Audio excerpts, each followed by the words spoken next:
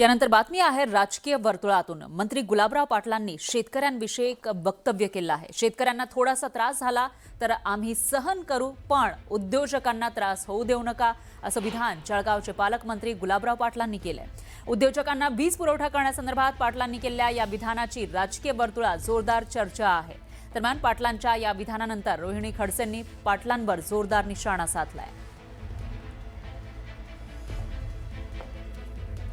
आमची हात जोडून विनंती, एक वेळेस थोडासा शेतकऱ्यांना थोडा त्रास झाला तर आम्ही सहन करू, पण आमच्या उद्योजकांना त्रास होऊ देऊ नका, एवढीच आमची हात जोडून विनंती आहे। कारण की उद्योजकांमुळे आमचे पोरं डबा घेऊन जाऊन 15,000 तरी भेटतात त्यांना तिथं कमीत कमी।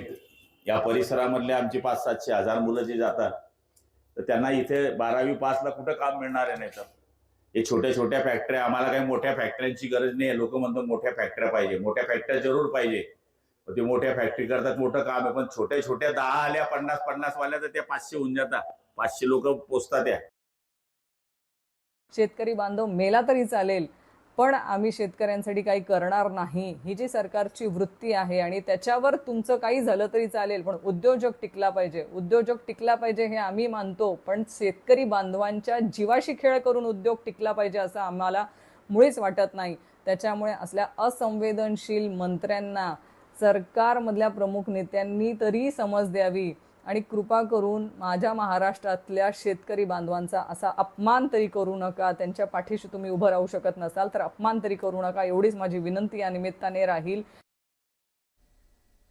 पाहुयात पुढची बातमी। पुणे, सोलापूर आणि अहिल्यानगर जिल्ह्यासाठी वरदान ठरलेलं उजनी धरण हे 100% भरलेलं आहे। भीमा खोऱ्यामध्ये होत असलेल्या मुसळधार पावसामुळे उजनी धरणामध्ये जवळपास 56 ते 57 हजार क्युसेकनं पाणी येतंय आणि उजनी धरण हे तुडुंब भरलंय। भीमा खोऱ्यात झालेल्या मुसळधार पावसामुळे उजनी धरण भरलेलं आहे आणि त्यामुळे शेतकऱ्यांमध्ये समाधानाचं वातावरण दिसतंय। उजनीमधून आता 61,600 क्युसेक वेगानं पाण्याचा विसर्ग सुरू आहे। त्यामुळे भीमा नदीला पुराचं स्वरूप आलेलं आहे। नदीकाठच्या नागरिकांनी सावध राहावं असं आवाहन करण्यात आलं आहे। प्रशासनानं हे आवाहन केलंय।